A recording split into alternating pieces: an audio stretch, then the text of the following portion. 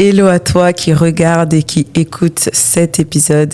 Bon, tu vois déjà avec qui je suis par le titre de l'épisode, mais je suis avec quelqu'un que j'ai rencontré sur les réseaux qui m'a fait la grâce d'être avec moi sur cet épisode.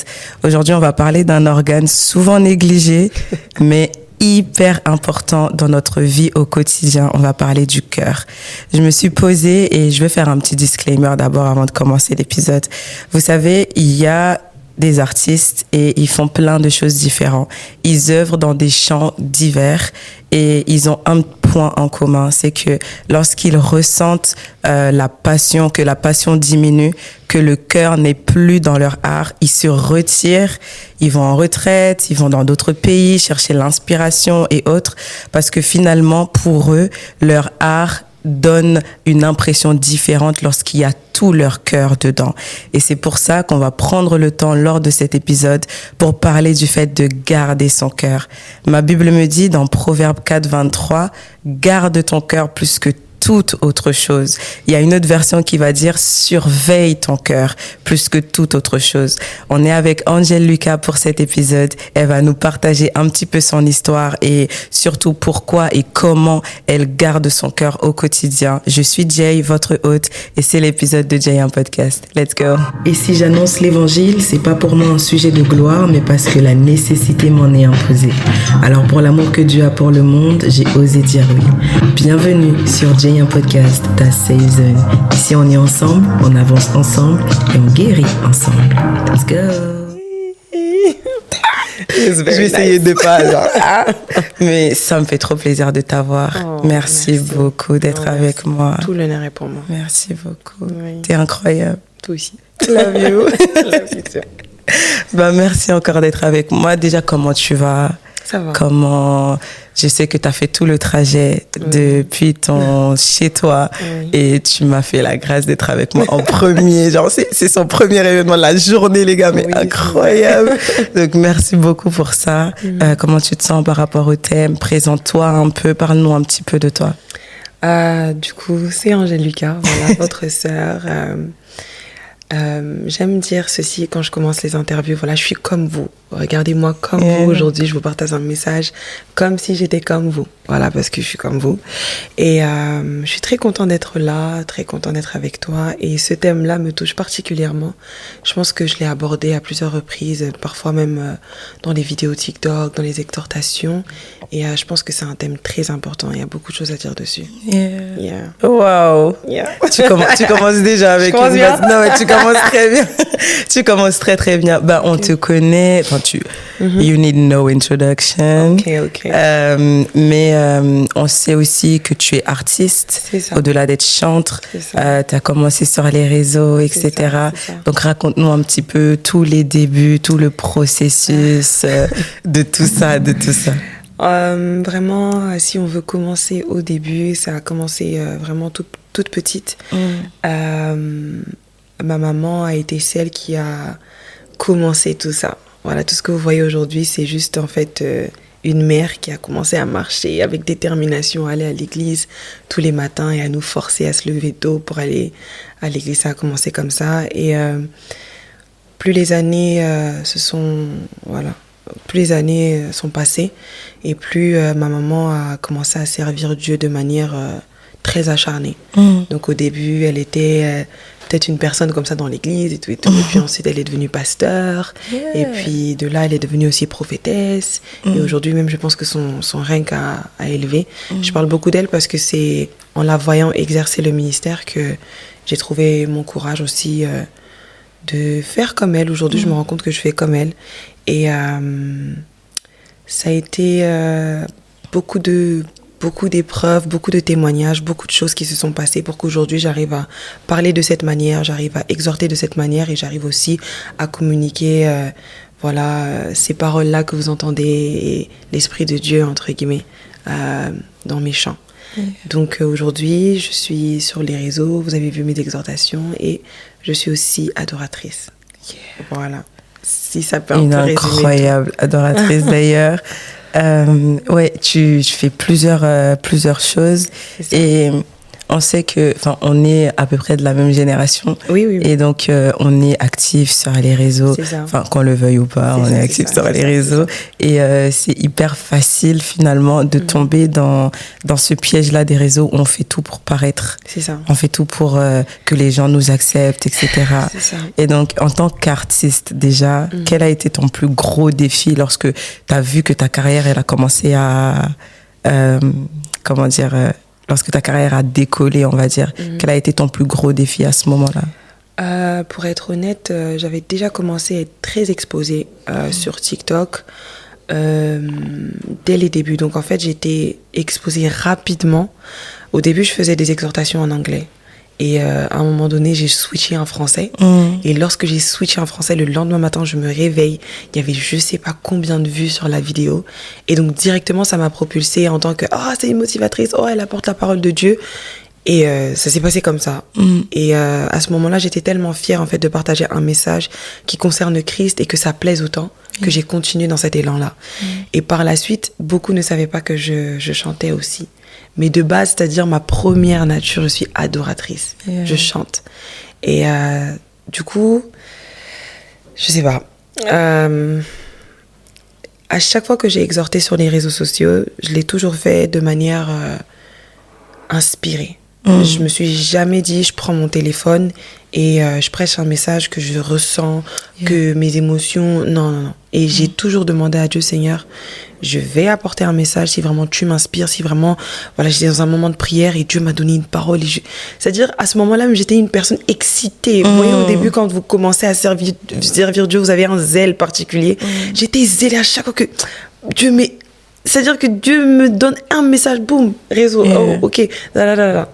Mais il y a eu un moment donné aussi où j'avais pas des messages chaque matin, en fait. Et d'où la raison pour laquelle aussi j'ai pris un peu de recul et j'ai mis une petite pause sur les motivations. Et c'est à ce moment-là aussi que le côté adoratrice est ressorti. Maintenant, ce côté adoratrice est ressorti aussi maintenant. Et honnêtement, humblement, j'ai jamais eu l'intention, c'est-à-dire de paraître. Tu vois, donc à chaque fois qu'on est prêt à cross la limite là de paraître, je stoppe, j'arrête, je fais pas. Parce que pour moi, ça va se sentir en fait, tu vois. Ça se voit quand tu forces. Ça se voit quand tu forces. Ça. Donc c'est Dieu qui aide, Dieu qui aide, tu vois. Aujourd'hui avec les réseaux sociaux et tout, c'est un peu difficile. Voilà, on se dit, ah non, on veut faire des vues, on veut que nanani. Donc, on est perdu entre le fait qu'on veut que ça touche le plus d'âmes possible et entre le fait qu'on veut être connu à travers le message qu'on... Oh, preach, girl. You see? Oh. Yeah. Let's take a break. Sorry, I'm talking too much. Non, mais you're right to do so. Parce qu'en fait, c'est très fin. La limite, elle est très, très fine. C'est ça. De se dire...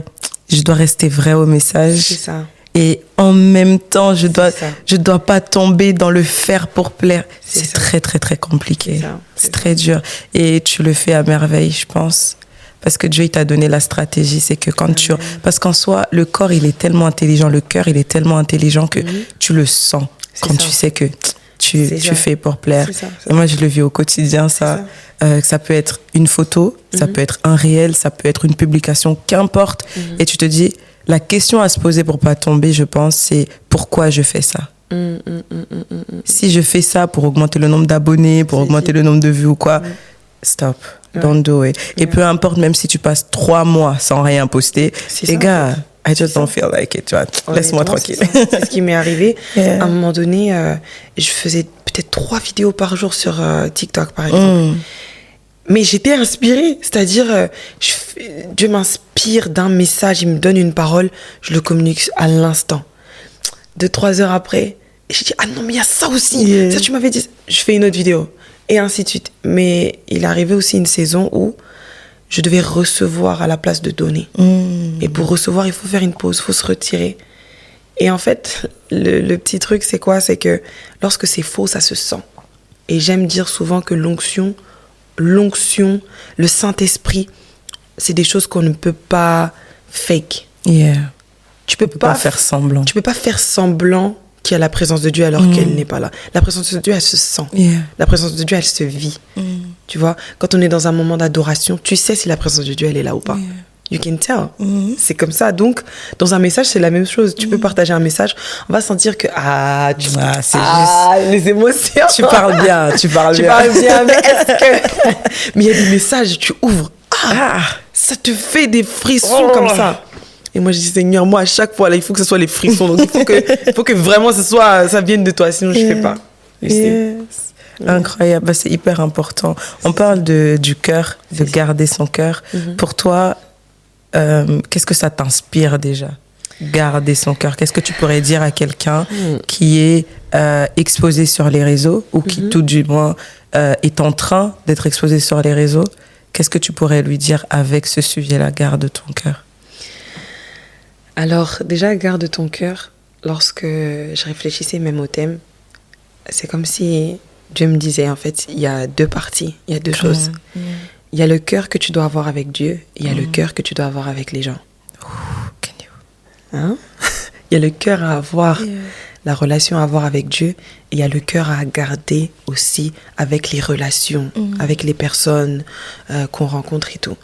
Et c'est pas une chose facile, parce que si c'était facile, on l'aurait dit à tout le monde et je pense que tout le monde l'aurait fait. Tout le monde aurait voulu peut-être garder un cœur pur, un cœur, voilà, sans tache, un cœur sans rancune, sans tristesse et tout et tout. Mais en fait, c'est un challenge qui est suivi d'une bénédiction. Lorsque tu le fais, tu vois vraiment qu'il y a des portes qui s'ouvrent dans ta vie et tu n'as pas besoin de forcer. Dieu bénit le cœur et voilà pourquoi il faut le garder. Dieu regarde au cœur directement.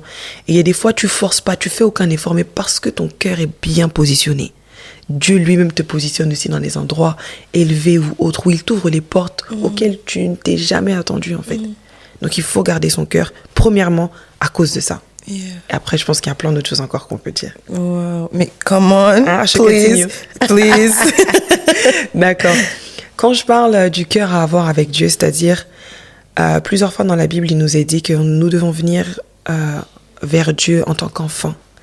Et je pense qu'il y a une raison pour laquelle Dieu nous qualifie en tant qu'enfants et pourquoi nous devons avoir le caractère d'un enfant. Un enfant, il ne se soucie pas trop. Un enfant ne stresse pas trop. Un enfant n'a même pas peur.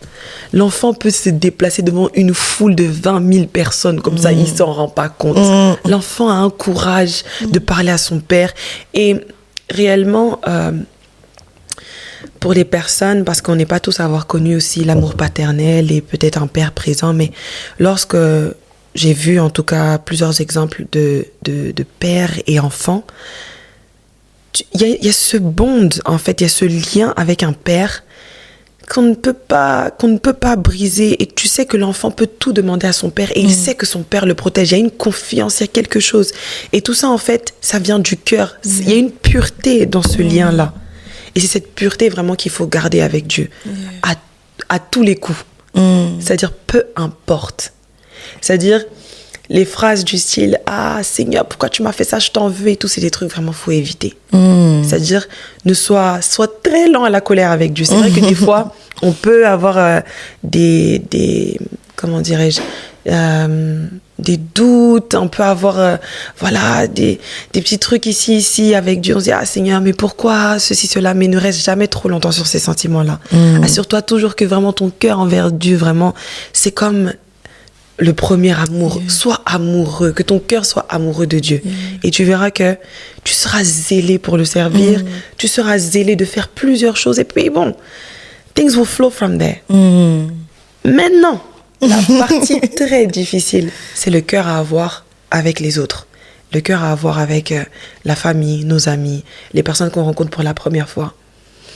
Ce que j'ai appris avec mon peu d'expérience, c'est que tu vas te fermer toi-même beaucoup de portes si tu gardes les gens dans ton cœur. Moi, je vais partir sur la base déjà qu'il faut garder son cœur pur.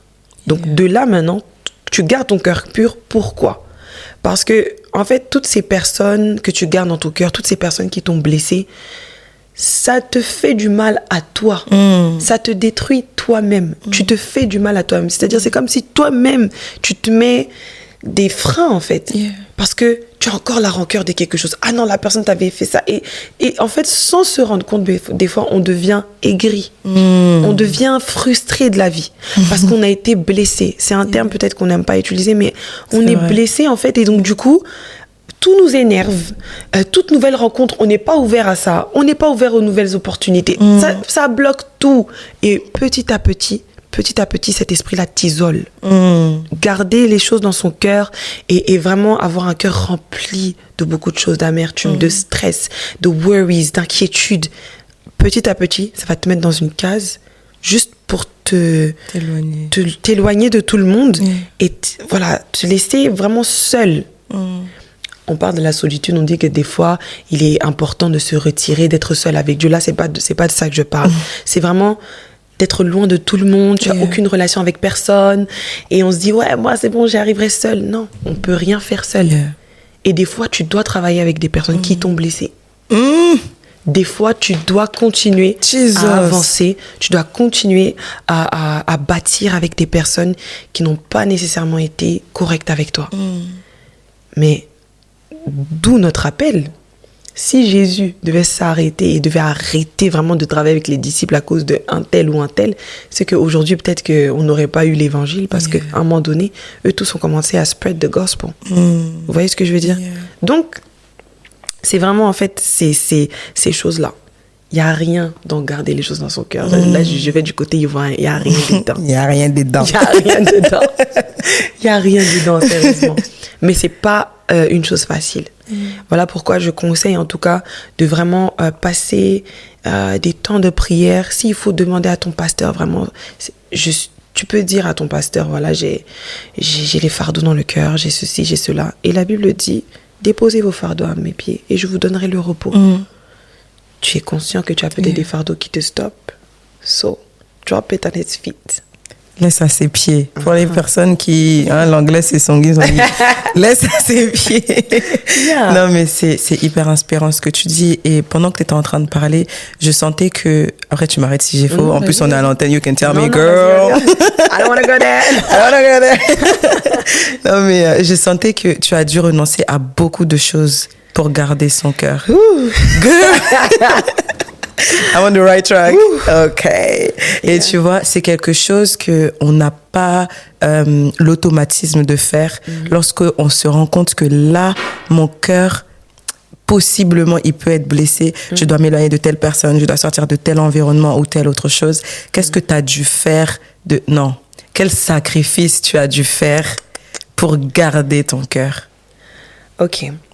Donc, ce que j'aimerais dire, c'est que sur les réseaux sociaux aujourd'hui, on a une doctrine, on a beaucoup de vidéos en fait qui nous enseignent de ouais, si la personne t'a blessé, cut it off. Si la personne t'a fait ça, c'est fini et tout et tout. Et c'est sûr, faut pas rester autour de personnes qui te détruisent.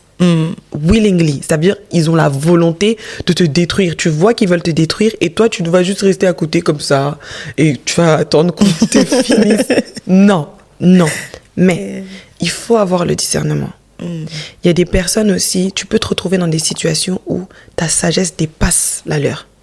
Ta sagesse est un peu plus haute que eux. Humblement, mais c'est la vérité, on va se dire la vérité. Et quand je parle de sagesse, je veux dire que tu sais qu'ils te blessent, mais c'est comme si c'est pas vraiment eux. Je sais pas comment expliquer. C'est-à-dire, tu m'as blessé, mais je sais qu'on est censé travailler ensemble. Tu m'as blessé, mais je sais qu'on est censé aller quelque part ensemble. Tu m'as blessé, mais Dieu me demande d'avoir un esprit de grandeur, de prendre sur moi, d'accepter, de te pardonner. Il y a ce cas-là aussi. Il y a ce cas-là où on te blesse, on te fait du mal, et le sacrifice, c'est de savoir pardonner aussi. C'est un sacrifice de savoir pardonner des personnes qui vous ont peut-être fait du mal, des personnes vous avez vu que ils sont passés derrière vous, ils ont fait ce genre de choses et tout, vous voyez. Mais parce que le plan de Dieu, parfois il met devant vous des personnes de destinée, des personnes avec qui vous êtes censés cheminer. Ce qui ne veut pas dire que dans la marche, dans le chemin, il ne va pas y avoir des blessures, tout ça. Mais être un chrétien et justement avoir cette grandeur sur l'autre personne et cette sagesse sur l'autre personne, c'est d'accepter de pardonner, de continuer de marcher, mais tout en étant maintenant, comment on dit ça, careful. Faut juste faire attention, en fait. Tu sais que la dernière fois, quand tu as fait ça, ou bien quand tu as partagé un peu trop de tes expériences ou tes secrets et tout, tu as vu que ça s'est retrouvé quelque part d'autre. Dorénavant, voilà, tu marches différemment avec la personne. Mais nous sommes censés impacter aussi les autres. Si tu as vu quelqu'un qui t'a blessé, c'est que quelque part aussi, il y a quelque chose qui ne va pas chez cette personne. Et des fois, on ne sait pas, mais Dieu peut restaurer la personne à arrêter même de critiquer tout le monde juste parce que toi, tu lui as pardonné. C'est-à-dire, il y a un changement que tu peux apporter chez la personne qui te fait du mal, chez la personne qui cause justement toutes ces choses dans ton cœur. Donc, en fait, aujourd'hui, c'est pas quelque chose qu'on a l'habitude de dire, c'est pas quelque chose qu'on a l'habitude d'entendre, mais je pense que c'est un point qui mérite d'être entendu. Tu peux avoir de l'impact chez ceux qui te blessent. Tu peux être le changement de ceux qui te font du mal. Tu peux être justement la délivrance dont ils ont besoin. Quelqu'un qui te critique. Exemple, hein, c'est un exemple, ça peut être la critique, ça peut être autre chose, ça peut être, je sais pas moi, qui te dénigre, mais tu fais du bien à la personne. Tu pardonnes la personne. À un moment donné, même la personne te dit, je te combats jusqu'à... Tu n'es pas fâché contre moi. Bon, j'abandonne. Moi, j'ai déjà vu des cas comme ça. J'ai déjà vu des cas comme ça et tout. Et personnellement, moi, ça m'a pris du temps. Si je viens et je vous dis que oui, non, je pardonne, ça va, je vais faire tout, c'est mentir. Ça m'a pris du temps. Il y a des fois même, je m'assois et je dis à ma mère, à maman, t'as vu ce qu'il me fait? Non, c'est bon, je veux plus les voir, maman, je veux plus ça, je veux plus ceci. Ma mère, elle me dit, c'est pas tout le monde qui vient vers toi qui est parfait. Il y a des personnes que tu dois accepter avec leur imperfection. Il y a des personnes aussi que tu dois impacter. Tu vois, le fait qu'ils soient proches de toi, tu as quelque chose à leur donner. Cette tendresse, la communique-là. Ils vont changer. Vous voyez cet aspect-là? Steve. Eh, maman, quelle sagesse! Quelle sagesse, maman! Waouh! Incroyable. Mais ça a tellement de sens. Donc, si je comprends, le sacrifice que tu as dû faire pour garder ta paix, c'était d'être en paix avec justement les personnes qui te voulaient du mal ou qui te critiquaient ou quoi que ce soit. C'est ça. Mais c'est hyper fort, tu t'en rends compte. Mais on m'a beaucoup critiqué à cause de ça. C'est-à-dire, Wait. Yes. What? Yes. C'est-à-dire, parfois, on va me dire, ouais, mais cette personne-là, il n'y a pas longtemps, elle faisait ça et tout. Je dis, on va faire comment? En fait, réellement, là, on se parle de contexte réel.